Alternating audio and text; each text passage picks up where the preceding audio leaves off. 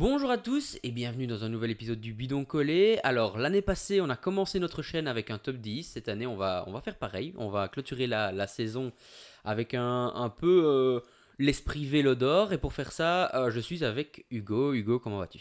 Ça va super, fini saison, le tour de Lombardie vient de se finir.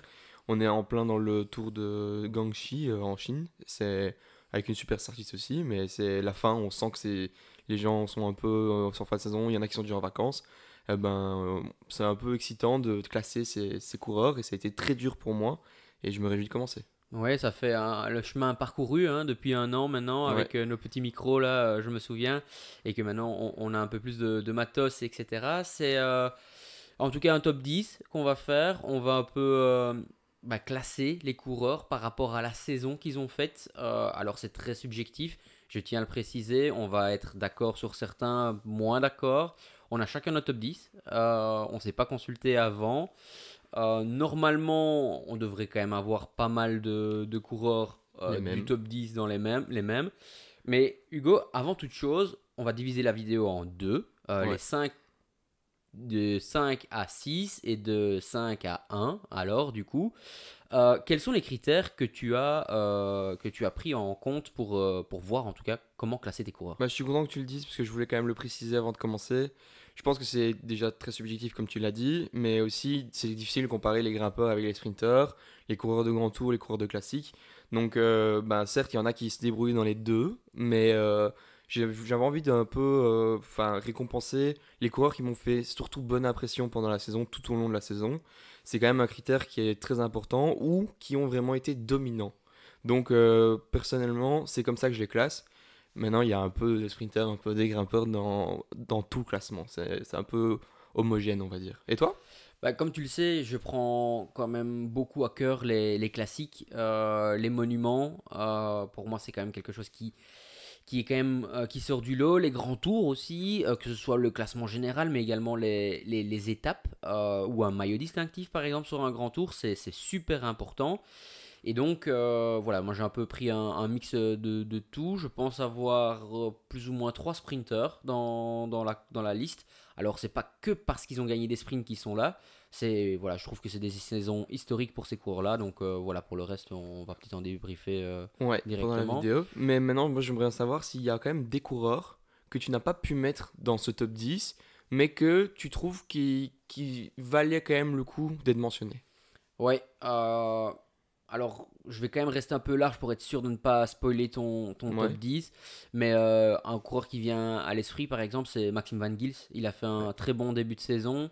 Il a été longtemps dans les 5-10 premiers coureurs au niveau du classement mondial. Et puis finalement, voilà, il n'a pas réussi à intégrer mon top 10. Je sais pas si toi tu l'as mis. Non, non, je ne l'ai pas mis, mais c'est vrai que c'est un coureur qui, on l'a vu, a eu une très grosse marge de progression et a fait un début de saison canon. Malheureusement, on juge quand même sur toute la saison, mais il était dans le débat en tout cas pour voir. On parlait des sprinters. Olaf Koy aussi, qui pour moi a été un peu impressionnant sur pas mal de courses. Mais au niveau des sprinters, je pouvais pas en mettre plus que 3 et il n'y est pas. Donc voilà, moi je pense que Petite liste sur ton top 10. c'est un choix logique de ne pas mettre Olaf Koy, même si pour son âge, pour son premier grand tour, il a quand même fait une très belle saison. Ouais, non, c'est certain, et lui aussi il passe un cap et il a encore gagné sur un grand tour. C'est quand même exceptionnel. J'ai quand même un autre coureur, moi, peut-être que je vais dire. C'est peut-être pas dans le top 10, mais il était peut-être pas allé dans le top 15, mais c'est quand même pour souligner sa dernière saison. C'est Romain Bardet qui fait quand même. En fait, c'est surtout pour le moment de la saison qui m'a marqué, c'est qu'il a porté le maillot jaune avec une victoire d'étape. Je trouve ça exceptionnel, deuxième à Liège. Donc, c'est quand même pour sa dernière saison, je voulais quand même le mentionner et il méritait peut-être d'être dans ce top 10 juste pour ce coup d'éclat. Ouais, tu disais deuxième à Liège, top 10 aussi au championnat du monde. C'est quand même un coureur non seulement qui représente des résultats cette année, mais qui a représenté un esprit d'aller jusqu'au bout. C'est un coureur qui est un peu au-delà des attentes de sa saison. Si tu m'avais dit au début de saison qu'il allait faire une saison pareille, Non, jamais je l'aurais ouais, c'est cru. sûr. Je vais prendre un risque. Je vais donner un coureur qui pour moi n'est pas dans mon top 10, mais qui peut forcément peut-être être dans le tien. C'est un coureur de l'équipe Visma Lease a Bike, Matteo Jorgensen, qui a aussi passé un palier. Est-ce que Non, Y il n'y est pas. est. Ok. Mais pour la simple et bonne raison, c'est que pour moi, il n'a pas assez concrétisé sur cette saison. Je pense qu'il a porté cette équipe Visma, mais il n'a pas, enfin, il manque peut-être cette rapidité, cette explosivité que d'aller chercher des très gros résultats à certains moments où il a été peut-être le plus fort ou l'un des plus forts sur la course. Ouais, Donc c'est ça qui manque un peu en pour le effet, mettre. quand tu parles de ça, c'est que ce soit sur Hot Newsblad par exemple, sur les Flandriennes en général, la force qu'il avait, et il n'a pas pu remporter à part à travers la Flandre, si je me trompe pas. Hum, Non, c'est. Attends, c'est à travers la Flandre? Enfin, je pense qu'il en a gagné Enfin, une, ouais, c'est possible. mais ce que je veux dire par là, c'est qu'il n'a pas, qu'il n'a quand même pas gagné beaucoup. Les grands monuments, il était barré par des coureurs qui sont dans le top 10. Et sur le tour, s'il a fait un super tour, entendons-nous bien, il fait 8ème. Ouais, Et top pour moi, 10. c'est un peu trop juste.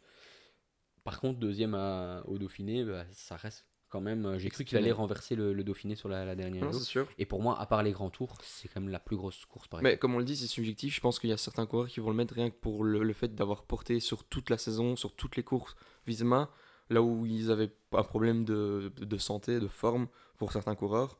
Un autre coureur que j'avais aussi en tête, c'est Wout van Aert pour sa Volta qu'il a fait. Je trouve que gagner 4 étapes et porter les deux maillots jusqu'à ce qu'il chute malheureusement, je trouve que c'était quand même assez exceptionnel. Il gagne aussi au début de saison. Il n'a pas eu de chance, c'est pour ça que je ne l'ai pas mis. Mais sinon, je pense que s'il n'a pas ce problème de santé en fin de saison, je pense que je l'aurais mis dedans. Eh ben Hugo, je pense que on peut rentrer maintenant dans la vraie bagarre. Et pour ça, je vais prendre mes notes. Ouais. Et Hugo, allez, je vais te lancer cette fois-ci, laisser l'honneur, et puis je ferai le suivant et on va alterner comme ça. Ok, ça Qui va. est le 10e coureur de la saison pour toi? Ça a été très dur parce que j'ai hésité avec les coureurs qu'on a mentionnés juste avant. Mais un coureur qui m'a quand même marqué cette saison par sa domination sur le sprint, c'est Jonathan Milan. J'ai trouvé que rien que sur le Giro qu'il fait, il est monstrueux. C'est 3 fois une victoire d'étape, mais c'est aussi 4 fois deuxième. Donc ça veut dire que le mec, à chaque fois sur un petit coup d'éclat, il pourrait peut-être avoir gagné 7 étapes sur le Giro. Bon, c'est avec des si, mais c'est quand même exceptionnel. Il gagne ce maillot de meilleur sprinter sur le Giro. Donc il fait un Giro. La dernière étape où il revient après avoir crevé, c'était exceptionnel. Il gagne sur le Renault Tour aussi des superbes étapes avec des coureurs comme des Philipsen, des Tim Merlier, etc. Et il gagne, je pense, 3 étapes sur le Tour ou 4 sur le Tour d'Allemagne. Donc personnellement, je l'ai mis et je trouve qu'il a été monstrueux et je pense qu'on le verra encore dans ce top 10 pour les prochaines années. Ouais, alors je suis vraiment d'accord avec toi qu'il a été dominateur, que ce soit sur le Giro ou que ce soit sur les courses d'après Tour de France, où il a Ouais, été vraiment, vraiment très fort. Ouais, il rentre pas dans mon top 10 parce que j'ai trouvé qu'il y avait 3 sprinters qui ont fait une meilleure saison. Je ne parle pas que du sprint en soi, mais je pense qu'il y a 3 coureurs qui ont fait des meilleures saisons en tant que sprinter. Je voulais pas en mettre plus que 3. Maintenant, Jonathan Milan, bah oui, j'aurais bien voulu peut-être le mettre. Pour moi, si je devais mettre mon classement, il était peut-être 12, 13e. J'aurais mis Jorgensen devant. Mais voilà, faut récompenser cette équipe Lidl Trek quand ouais, même. je pense, c'est Et important. pour moi, c'est celui qui a fait la meilleure saison de l'équipe Lidl Trek, si on regarde dans l'équipe en général. Et c'est pour ça que j'ai aucun coureur de l'équipe Lidl Trek dans mon classement. Mais Milan est celui qui m'a donné l'impression d'être le plus vite sur une course. Ça, c'est vrai. Certain. Malheureusement, il prend pas mon top 10. Et qui est ton top 10 du coup?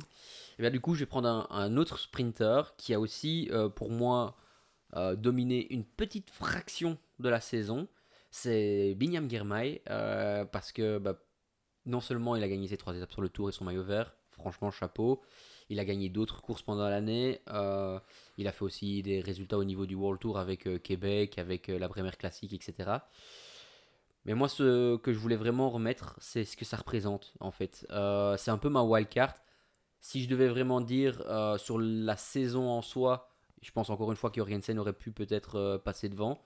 Mais maintenant, quand je regarde un Érythréen qui gagne 3 fois sur le tour, qui représente pour une équipe Intermarché ou Anti le but ultime depuis la création de l'équipe, c'était finir une victoire sur le tour. Il l'a fait à 3 reprises, remporter un maillot vert. Voilà, je trouve que non seulement il fait une belle saison, peut-être pas la plus belle saison qu'il va faire dans sa carrière, mais en tout cas une très belle saison. Mais surtout, c'est qu'est-ce qu'il représente pour un continent, Ouais. pour un pays et pour le cyclisme en général. Je te rejoins là-dessus et je pense que je l'ai oublié dans les mentions. J'y avais réfléchi pour mon top 10, ça c'est certain. Il rivalisait avec Jonathan Milan. Mais là où Jonathan Milan m'a un peu poussé pour le prendre lui et pas Girmay, c'est sûr que le Tour de France c'est quelque chose, mais la start list du Giro sur le sprint, c'était quand même aussi quelque chose. C'était monstrueux. Mais sur les courses de Flandrienne, je trouve du début de saison, je n'ai pas vu un William Girmay étincelant. Je n'ai pas vu un Girmay comme on a pu le voir sur les autres années. Et je trouve que pour moi, ça, c'est un peu été la chose qui a un peu péché pour lui et que je ne l'ai pas mis dans ce top 10. Là où Jonathan Milan, qui n'avait pas vraiment beaucoup à montrer sur ce genre de course déjà depuis qu'il est professionnel, bah cette année, il a joué un rôle important, par exemple, quand Pedersen gagne à Gore-Wevelgem. Donc, c'est là où j'ai dû trancher et c'est le moment où j'ai tranché vers Jonathan Milan. Surtout que William Girmay, il gagne ses 3 étapes, mais il fait pas 4 fois deuxième sur le tour aussi, tu vois. Enfin, je trouve que Non, c'est des résultats, c'est sûr. Il y a des résultats, comme tu dis, à Montréal, qui est vraiment. c'est une belle course. C'est Hein. une très belle course, mais Jonathan Milan m'a semblé tellement au-dessus que Girmay, en dehors du tour, je trouve que sa saison, si on enlève complètement le tour, je trouve que sa saison est quand même pas exceptionnelle. Non. Que un Jonathan Milan, si on enlève le tour, c'est quand même déjà Ouais. une belle saison. Alors, je suis d'accord sur une partie de ce que tu racontes, même s'il y a 2 nuances que j'ai envie d'apporter. La première, c'est que bah, le Tour de France reste la plus grosse course du monde. On peut Ouais. dire ce qu'on veut, c'est le cas. Et à la base, au début de la saison, si on regarde la start list, bah oui, Jasper Philipsen est l'homme à battre au niveau des sprints. C'est le meilleur sprinter de l'année précédente. Et donc, du coup, tout le monde se dit, bah, pour être le meilleur sprinter cette année, il faut battre Philipsen. Ouais. Deuxième chose, la deuxième nuance que j'ai envie de mettre, c'est que Binyam Girmay, s'il est sur le Tour de France, c'est pas planifié. C'est tout simplement parce qu'il est tombé ou qu'il est malade, je sais plus, sur le Giro. Et il avait déjà fait troisième sur le Giro. Alors, est-ce qu'il allait vraiment rivaliser avec Merlier et Jonathan Milan? En toute transparence, j'y crois pas. Mais au final, on peut pas le savoir parce que il est quand même pas loin Non, c'est sûr. au début du Giro. Il abandonne et il va faire un Tour de France qui écrit l'histoire. Donc J'ai voilà. exposé pourquoi moi j'ai dû trancher Ouais. et que je n'ai pas mis William Girmay du coup dans mon top 10. Ouais. Je n'y rentre pas. Maintenant, c'est sûr qu'il a aussi fait une saison monstrueuse et il mérite totalement, rien que pour son maillot vert et ses 3 étapes au Tour de France, de rentrer dedans. Mais comme j'ai dit, il m'a semblé moins fort et moins dominant qu'un de Jonathan Milan. Ouais. À toi, la 9e place. Ouais, alors une 9e place, je vais mettre un coureur. Là, je pense que je suis peut-être un peu sévère avec lui. Je mets Jonas Vingegaard, 9e. Deuxième du Tour de France, vainqueur de Tirreno Adriatico et du Grand Camino. Pourquoi je le mets si loin? Il a gagné une étape sur le Tour aussi, le Tour de Pologne. Donc c'est Ouais. quand même une Il très gagne belle pas saison. une étape, il gagne le Tour sans gagner d'étape. Oui, mais il gagne une Mais étape sur le Tour et ah oui, il gagne ok, ouais. le Tour de Pologne. Pourquoi je le mets dedans? Parce que je trouve que deuxième du Tour déjà c'est impressionnant. Si on regarde l'histoire de la saison, il y a sa blessure, il y a cette fameuse chute qui fait qu'il revient et qu'il est prêt. Maintenant, je mets aussi toujours un peu en contrebalance. Si on met l'histoire de Jonas Vingegaard, une deuxième place sur le Tour, ça n'est pas suffisant. La plus belle victoire de la saison, c'est peut-être soit une étape sur le Tour ou Tirreno Adriatico.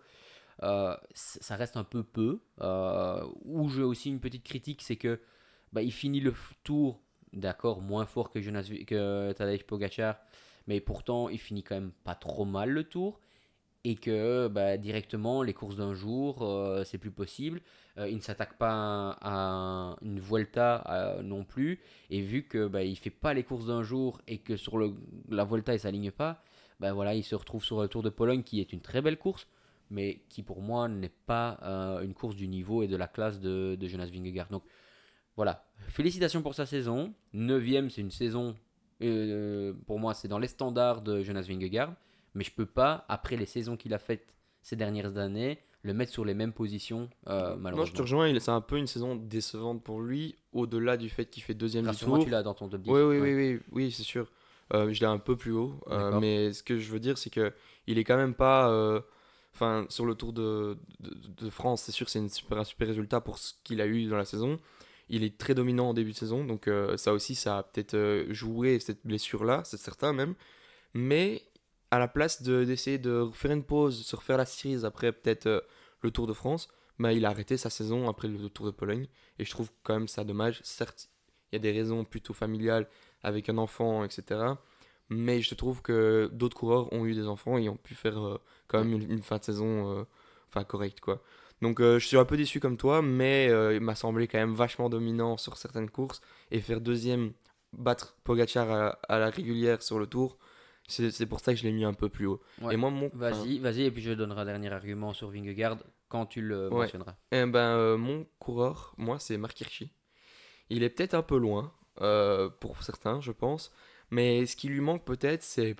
Enfin, c'est bête, mais c'est peut-être une flèche wallonne ou un truc comme ça où je le trouve, il fait deuxième à l'Amstel. S'il gagne peut-être l'Amstel, c'est encore différent. Mais il fait des très bons résultats. Il gagne énormément de courses, des belles courses.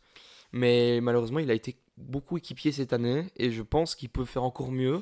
Et c'est pour ça que je le mets peut-être si bas parce que peut-être l'année prochaine, il sera plus haut dans le classement. Est-ce que, moi il est dans mon top 10 aussi, hein, un peu plus loin, Ouais. mais est-ce que tu trouves que la saison qu'il a faite aurait pu être meilleure s'il était dans une autre équipe? Je, si, avec sa forme qu'il a en fin de saison, oui, ça c'est certain. Parce que quand on voit comment il est fort, comment il est. Parce que sur la plupart des courses que j'ai pu le voir, il n'est pas toujours accompagné par une équipe dominante autour de lui, comme on peut le voir sur les grands tours, sur les courses où Pogacar s'aligne. Donc, des fois, c'est vrai qu'il est chez UAE, il a une très bonne équipe autour de lui, mais ça arrive quand même souvent qu'il doit un peu se débrouiller tout seul et qu'il doit anticiper. Par exemple, quand il gagne. Allez, le Grand Prix, allez, à la fin de, juste après Saint-Sébastien, c'est le Grand Grand Prix de Prix Plouay. de Plouay. Et ben là, quand il gagne là, ben il est seul contre tous et il doit quand même aller la chercher cette victoire. Donc personnellement, moi je trouve que c'est son panache et son panache qui a permis de finir cette saison comme il l'a fait. Parce que dans cette équipe, certes, il y a pas beaucoup de place pour les coureurs, mais moi je trouve que l'année prochaine, il fera encore peut-être une meilleure saison, j'en suis certain. Ouais, je suis d'accord avec toi pour beaucoup de choses. Je mets quand même encore une fois des nuances parce que c'est vraiment là où j'aimerais quand même comprendre que chez Tudor, il n'y aura pas toute une équipe qui pourra rouler Ah pour non, c'est lui. sûr. Il va encore une fois devoir partager par exemple son leadership avec un Julien Alaphilippe, avec sur certaines courses Matteo Trentin. Voilà. Par contre, il y a une chose que je ne le retire pas, c'est que c'est un filou et que même s'il est seul, même s'il se retrouve en situation de gagner, il va gagner parce que il fait rarement deuxième ou troisième. Il est tout le temps en position. Oui, à l'Amstel, il fait deuxième, mais voilà, je trouve que c'est quand même un très beau coureur qui fait une très belle saison. Mais je pense que c'est pour ça qu'il ne sera pas beaucoup plus haut non plus dans mon top 10, mais que ses victoires sont pour une grosse majorité à un niveau quand même beaucoup plus Oui, voilà, bas. c'est ça. Maintenant, gagner sans Sébastien Plouet au niveau des courses d'un jour, C'est ça reste quand même exceptionnel. dans les 10 plus grosses Bah, courses d'un jour c'est pour de ça l'année, hein. qu'il est là, mais ce que je veux dire, c'est que, comme tu le dis, hormis ces deux courses-là, on va dire, bah, il manque quand même des gros résultats sur des grosses courses. Il a été beaucoup équipier sur la Liège, il est équipier sur Lombardie. Lombardie, il est équipier. Enfin, Il fait pas de grand tour. ouais, allez, il y a quand même le championnat du monde où on peut lui dire qu'il a quand même fait une super course, mais sinon, sur les grosses courses, les monuments, etc., bah, on ne le voit pas. Il n'a pas fait de grand tour cette année. Et ça a joué fortement dans mon classement. Ne pas faire un grand tour, pour moi, c'est quand même quelque chose qui est notable dans ce classement. Enfin, Ouais, c'est, ouais, bah c'est c'est, c'est certain. quelque chose que j'ai noté quand j'ai regardé Bah, la start list de Mark Hirschi. je pense que c'est le seul coureur de ma start list qui n'a pas fait de grand tour. Ah, De mes top 10 qui n'a pas fait bah moi, c'est le grand tour. certain. Ok, bah voilà. Je continue. Non, ce C'est- sera peut-être à moi, parce Vas-y, vas-y. que ça rejoint ce que tu as dit. C'est Ouais, Vingegaard, moi, ok. mon huitième coureur. Ouais, donc on Donc n'était pas si loin que ça ouais, non ça plus. s'est Ouais, joué à une ok. place. Et donc c'est pour ça que j'étais quasiment d'accord avec toi parce que ça se joue à quelques détails, à un peu enfin, en regardant les résultats et la pression, bah, ça se joue à pas grand-chose. Et je te rejoins tout à fait. Vingegaard, c'est un coureur qu'on attend beaucoup plus que ce qu'il a fait. Voilà. Ouais. Alors je voulais compléter tout à l'heure, c'est aussi où il m'a un peu déçu. Alors, il a été extraordinaire en montagne, hein, mais c'est sur les chronos. L'année passée, si on se souvient, sur le Tour de France, il explose tout le monde sur le fameux Ouais. chrono. C'est une des plus belles performances chronométriques que j'ai vues de ma vie au niveau risque, au niveau Calculé. trajectoire, au niveau puissance et ce genre de choses. Et ici, bah, je l'ai vraiment pas vu. Le setup Visma, bah, finalement, je vous le disais début de saison que c'était pas terrible, mais finalement, quand tu regardes, bah, Wout van Aert a quand même fait troisième des JO, deuxième, troisième Wout des, van Aert, c'est sur le chrono, c'est ouais, troisième. troisième des JO. Affini a quand même été champion d'Europe. Donc, quand tu regardes, finalement, le setup Visma n'était pas si mauvais.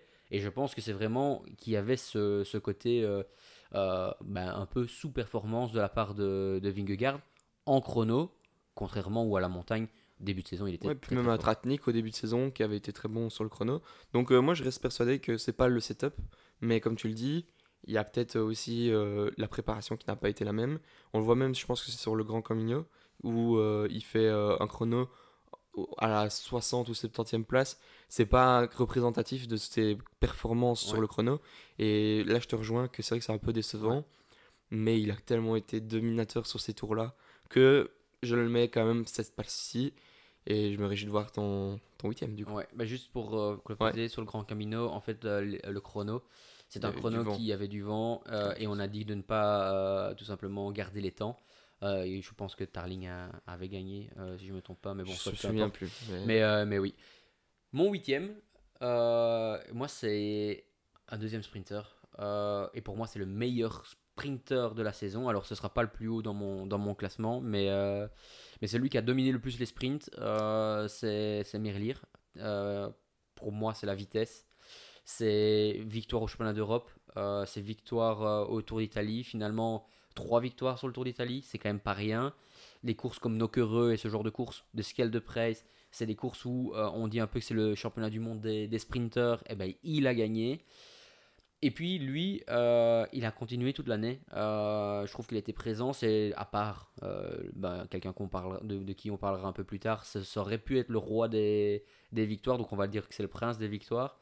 Et je trouve ça c'est quand même important. Un sprinter, il doit gagner. Il doit gagner sur les gros événements et il l'a fait. Un coureur de championnat, on en parlait encore Ouais. hier avec l'équipe. C'est un coureur qui se rate rarement sur les championnats. Et donc, du coup, ben voilà, champion d'Europe dans son pays. Voilà, chapeau à lui. Bah, pour moi, il sera plus haut. Il est dans mon top 10 aussi. Mais je trouve, t'as raison, sa saison exceptionnelle. Et ben, gagner, comme on l'a dit, sur le Giro, je pense que cette année, c'est le tour des sprinters. Donc il faut bien. Quand on a regardé la startlist des sprinters, on s'était dit, c'est pas possible. Ils se sont tous passé le mot. C'est le tour où il faut aller. Mais c'est parce qu'il y a eu beaucoup d'étapes de sprint aussi. Et donc c'est pour ça que Jonathan Milan en a gagné 3. Lui, il en a gagné 3. Olaf Koen a Et gagné une. ouais, donc c'est un peu des coureurs que tu es obligé de mettre dans ton top 10 et champion d'Europe. Enfin, c'est quand même quelque chose qu'il faut citer. C'est comme tu dis, les courses d'un jour en Belgique. Moi, je le mets un peu plus haut et je trouve que sa saison est exceptionnelle et il termine tout aussi bien que ce qu'il a commencé. Ouais. Pourquoi je le mets pas plus haut? C'est que même s'il a fait le Giro et que c'était une super course, je suis quand même triste qu'il n'a pas tenté l'aventure sur la Vuelta. Parce que ça aurait pu être quelques étapes compliquées, mais finalement, il y a eu quand même pas mal de sprints et sur la première semaine. Puis deuxième chose, c'est que pour voir le meilleur sprinter du monde, je suis désolé, mais pour moi, les meilleurs coureurs du monde, la plus grosse course du monde, encore une fois, dernièrement, c'est le Tour de France. Et donc, voilà, c'est un peu dommage, mais quand tu as Remco Evenepoel dans ton équipe, quand tu as un parcours designé de la manière sur le Giro, tu ne pouvais pas Ouais, ne non, pas c'est aller sûr. sur le Giro. Et Donc voilà, puis mais après, je la comprends qu'il Vuelta, soit plus haut. Je comprends, tu sais que j'affectionne le sprint. Pour moi, un sprint, si je construis une équipe, je prends un sprinter top mondial si possible. Pourquoi? Parce que c'est eux qui vont vous rapporter les victoires, les points et ce genre de choses. Et l'adrénaline, tous les jours, il y a une possibilité de sprint dans le monde. ben voilà, mais malheureusement, je trouve qu'il n'a pas été dominé quand même plus que ça, quand même. Et il a bien fait de pas aller sur la Vuelta parce qu'au final il gagne ce maillot de champion d'Europe. Ouais, Enfin, c'est sûr qu'il pouvait le faire les deux, mais le problème c'est que ça tombait quand même vachement proche. Et la récupération pour un sprinter, on sait que c'est pas facile, surtout après une Vuelta aussi compliquée. Donc personnellement, moi, je suis content qu'il n'y ait pas été. Et il a gagné justement des points que s'il n'avait gagné qu'une seule étape sur oui, bien sûr. la Vuelta. Donc pour moi il est un peu plus haut, mais je le trouve correct dans ton classement pour l'instant. Il n'y a rien qui ne me choque pour Ok, l'instant. parfait. Bah ici, je vais continuer et je vais parler donc bah, moi de Marc Hirschi aussi. Ah ouais. Je vais pas être très très long, mais on se rend pas compte pour un coureur qui Ah, sort septième pas. place, hein, c'est ça. Ouais, c'est ça. Un coureur qui ne sort pas du tour et gagner sans Sébastien. Les coureurs qui sortent du tour ont souvent beaucoup plus de force, beaucoup plus de puissance. Et puis voilà, je pense que c'est un coureur qui va être libéré l'année prochaine et je me réjouis vraiment de le voir dans une autre équipe en Suisse. Pour un coureur suisse, c'est vraiment chapeau à lui. Championnat du monde aussi, il a vraiment fait honneur à son maillot d'équipe nationale et donc je me réjouis de voir ça. Je pense qu'il est quand même bridé parce que sur le Tour de Lombardie par exemple, je reste persuadé que si il est dans une autre équipe, il peut jouer le top 5, top 10. Et là, ben, à travailler comme ça en ayant encore 4 coureurs derrière lui, ben voilà, Et, c'est un peu triste. et je reste persuadé que ce soit l'année prochaine ou dans 2 ans, ou peut-être dans 3 ans, le temps de s'adapter, je sais pas, au vélo et tout ça. Parce qu'on sait que c'est quand même un coureur qui peut très vite aussi avoir des pics de forme et justement des bas de forme. Et ben, je trouve que ben, sur les classiques, que ce soit Liège-Bastogne-Liège ou Tour de Lombardie, ce sera un coureur qui visera certainement le top 5 dans les 10 prochaines années, 5 prochaines années, allez, peut-être 5 parce qu'on ne sait pas les coureurs qui arrivent, mais c'est un coureur, on le sait, qui va être très fort sur ça. Et c'est pour ça que pour moi, il n'y est pas parce qu'il a eu ce rôle de coéquipier et il est un peu plus haut. Mais bon, après, ça reste d'une place. On l'a changé d'une place, c'est pas beaucoup. Enfin, c'est pas beaucoup. Non, non, non, c'est Parce sûr. que le coureur qui vient ici pour moi, c'est Tim Merlier. Donc On a fait on a un switch, vraiment eu un ouais. switch. C'est, je pense, juste en tant que puncher, grimpeur et sprinter il fallait juger les résultats. Et pour moi, Tim Merlier, il mérite cette place de septième, fin de septième de la saison, quoi. Ouais, c'est sûr. Et puis, bah, voilà, Tim Merlier, bah, tu le répètes, mais l'air de rien, c'est un Belge Ouais. qui a énormément couru sur notre territoire. Et on l'a pu le voir. Ah ben, Chimé Bench, il était encore là. Il fait honneur aux courses belges, qu'elles soient énormes ou qu'elles soient bah, un peu Ouais, ouais, non, c'est sûr. moins d'ampleur. Et donc, chapeau à lui. Et pour Et lui, un voilà. sprint, c'est un sprint. Ouais. Il n'y a pas de petit sprint, je pense. Tout ce qui peut gagner, il va le gagner. Et c'est ce qu'on aime bien. Enfin, on parlera certainement plus tard de Philipsen, mais c'est un peu pareil, quoi. C'est des coureurs qui vont aller chercher toutes les courses et qui n'ont pas peur de venir en Belgique ou de rester en Belgique dans le temps que ce soit pluvieux, ensoleillé, venteux. Enfin, il y a tout, quoi. Ouais. Tu parlais de Philipsen. Bah, ici, ah ben, il reste une place et puis Ouais, c'est ça. on change de vidéo. Ok. Bah alors, j'ai très longtemps hésité. Très, très, très longtemps hésité par rapport à mon sixième. Ça s'est joué entre deux coureurs. Et donc, du coup, bah, c'est Ben O'Connor finalement Ah ouais. que je vais mettre sixième. Euh, Waouh. Ouais. Quel coureur, quelle saison, quel panache. Euh, on a vu du Ben O'Connor dès les premières courses en Espagne. On l'a vu sur le continent, bah, tout simplement sur dans les pays émiratis. Il a fait deuxième du Tour de UAE. Il a gagné une étape et de quelle manière. Il a fait le Giro et de quelle manière, encore une fois. Il concrétise le début de saison d'une équipe Decathlon AG2R qui est Monstrueuse. plus qu'exceptionnelle. Et donc voilà, il y a ça. Et puis après la fin de saison, c'est un peu plus récent. Donc deuxième de la Volta, une victoire d'étape et alors un beau championnat du monde. Donc voilà, chapeau à lui. C'est vraiment pour moi le coureur que si aujourd'hui on m'avait dit dans le top 10, il y en a un qui sera dedans et O'Connor tu seras dedans, je pense pas que je l'aurais mis. Ouais, si l'année passée on te l'avait dit ça, je pense que tu n'y aurais pas cru. Et moi non plus. Et je pense que même personne n'aurait dit waouh, deuxième du championnat du monde à Zurich. Déjà, ça, c'est exceptionnel. Tu l'as mis toi aussi? Ouais, bah, j'ai mis à cette place-là, en fait. Ah bah voilà. C'est Donc exactement la sixième même. aussi, ouais. Ouais, j'ai oublié de le préciser, mais ouais, sur ça, on est d'accord. Il est même peut-être à ça d'être dans le top 5 parce il est tellement fait de résultats sur toute sa saison. Parce que quatrième du Giro, plus deuxième de la Vuelta, c'est le seul coureur qui a été aussi constant à part Pogacar sur 2 grands tours. Donc je trouve que c'est exceptionnel et franchement, bah, il n'y a pas d'autre mot que bravo. Et ça représente vraiment, comme tu le dis, toute l'équipe AG2R qui a fait une saison exceptionnelle. Et il fallait au moins en mettre un, je pense, Ouais.